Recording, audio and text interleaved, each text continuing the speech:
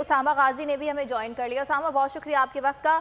एक नहायत ही अहम प्रेस कॉन्फ्रेंस यकीनी तौर पर आपने भी सुनी होगी, और इसमें जो खुसूसी तौर पर बात की गई कि हम पाकिस्तान को डिस्टेबलाइज नहीं होने देंगे, क्या कमेंट करेंगे आप इस बारे में? कि यकीनन गैर मामूली हालात लग रहे हैं कि पहली दफ़ा शायद पाकिस्तान की तारीख में पहली दफ़ा ये हुआ कि DGISI खुद प्रेस कॉन्फ्रेंस में आए हैं, उन्होंने सवालों के जवाब दिए हैं। अब इसमें जो मेन बातें हुई, ज़ाहिर है अरशद शरीफ साहब मरहूम के हवाले से, और साइफर की भी बात हुई है इस प्रेस कॉन्फ्रेंस में, और जिस तरह से इल्ज़ामात लग रहे हैं उनकी बात हुई। तो मेरा ज़ाती ख्याल है कि इसमें जिस तरह पहले ही एक प्रेसिडेंट की तरफ से सुप्रीम कोर्ट में जा चुका एक रेफरेंस के इसकी तहकीकात करवाई जाए, उस तरफ जाना चाहिए, इसका जो मुझे हल नजर आता है। और जब अब DGISPR की तरफ से कह दिया गया है कि एक इंटरनेशनली अगर तहकीकात करवाई जाती हैं अरशद शरीफ साहब को जिस तरह शहीद किया गया उस हवाले से, तो उसमें अब तो हुकूमत को चाहिए कि वो आगे बढ़े। जब DGISPR ने भी कह दिया है तो इस पर अब इंटरनेशनल लेवल की एक ऑर्गेनाइजेशन या UN के अंडर इसकी तहकीकात होनी चाहिए, बजाय इसके कि अब जिस तरह राना सनाउल्लाह साहब ने बना दिया है और उस पर तो कोई एतबार नहीं करेगा। तो लिहाजा इसका बेहतरीन हल ये है कि एक इंडिपेंडेंट बॉडी जो है, चाहे साइफर वाला मामला है या अरशद शरीफ साहब का ये शहादत है, इसकी इंडिपेंडेंट बॉडी से, इंटरनेशनल लेवल की बॉडी से इसकी तहकीकात करवाई जाए। अच्छा उसामा, जो ये बात की DGISPR ने कि तनकीद से मसला नहीं है, प्रोपेगेंडा और इल्ज़ाम तराशी का मसला है, क्या कहेंगे? अब देखिए, बात तो अब ये है कि जिस तरह से सोशल मीडिया पर सब लोग अपनी अपनी सोच के तहत फिर बात करते हैं, तो जाहिर है कि लगता यही है कि इदारे को एक मजबूर होना पड़ा कि इस तरह से खुद आकर ये वजाहत या चीज़ों को सामने लाना पड़ा। अब देखना यह है कि इमरान खान साहब किस तरह से इसका जवाब देते हैं, क्योंकि बराह रास्त बहुत से इल्जाम इमरान खान साहब पर लगे हैं। कुछ मुलाकातों का जिक्र हुआ है कि जी जो आर्मी चीफ से मुलाकातें की, फिर उन पर तनकीद क्यों करते हैं, तो वो तो चीज़ें कुछ सामने आ चुकी थी जब सदर मुमलिकत के यहाँ वहाँ पर मुलाकात हुई तो इमरान खान साहब ने उसको डिनाई नहीं किया था।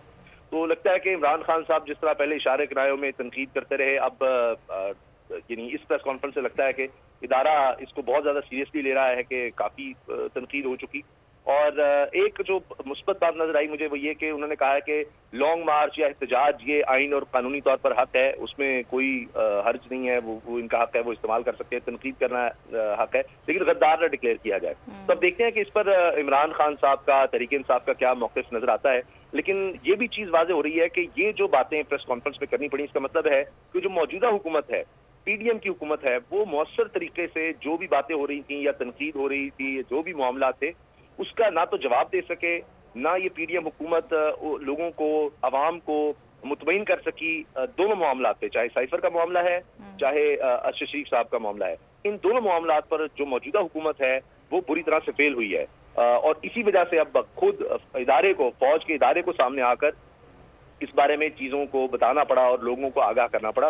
तो ये हुकूमत का यकीनन इसमें हमें फेलियर नजर आ रहा है, और शायद उनकी स्ट्रेटजी कुछ और थी, उनकी तवज्जो कहीं और थी, अपने केसेस वगैरह पर थी, जिस वजह से वो सही तरह चीज़ों को मैनेज नहीं कर पा रहे, या वो खुद सब समझते हैं कि माजी में इतनी तनकीद कर चुके हैं इदारे पर और इदारों के सरबराहान पर कि वो खुद शायद समझते हैं कि अच्छा ठीक है जी, हो रही है तो अच्छी बात है, होने दें, हम क्यों बीच में आए। तो या तो ये रीजन है कि फिर इदारे को खुद सामने आना पड़ा, क्योंकि DGISI का आना, जो कि इससे पहले कोई वीडियोज या तस्वीर तक नहीं बनवाते थे, उनको सामने आकर सब बातें करना पड़ा। फिर आर्मी चीफ की रिटायरमेंट के दिन बहुत करीब है, वो महीना तकरीबन शुरू हो रहा है, नवंबर के एंड तक उनकी रिटायरमेंट है, वो कह चुके हैं कि मुझे रिटायर होना है। तो लगता यह है कि कुछ तनकीद इतनी ज्यादा हो रही थी हर सतह पर कि आकर चीजों को सेटल करने के लिए करना पड़ा है, कि ये ना हो कि रिटायरमेंट के बाद जो कुछ भी कहा जाए तो उसमें फिर इदारा उस तरह से डिफेंड तो नहीं कर सकेगा। उस वक्त जो DGISI होंगे एक रिटायर के लिए, तो फिर उस तरह से नहीं होता।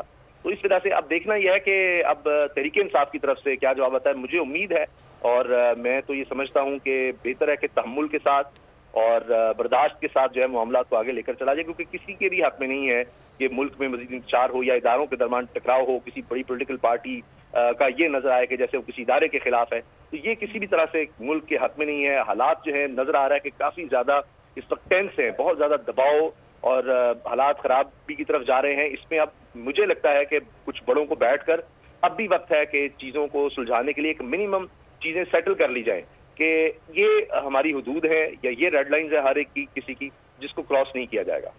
ठीक है, अगर आपको ये वीडियो पसंद आए तो लाइक पर क्लिक करें।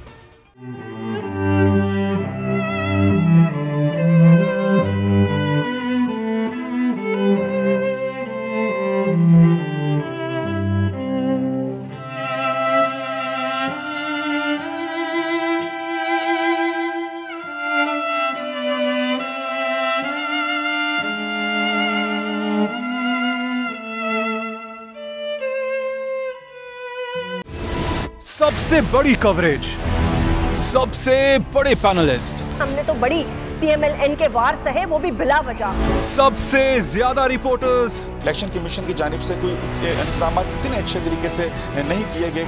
बोल की रिवायत, सबसे पहला नतीजा। अहम खबर है बहावल नगर भी कप्तान का, PTI कामयाब, मुकम्मल गैर हतमी गैर सरकारी नतीजा सिर्फ बोल न्यूज पर। लम्हा बा लम्हा इलेक्शन की खबर सिर्फ बोल पर। सब्सक्राइब करें और बेल दबाएं ताकि कोई खबर रह न जाए।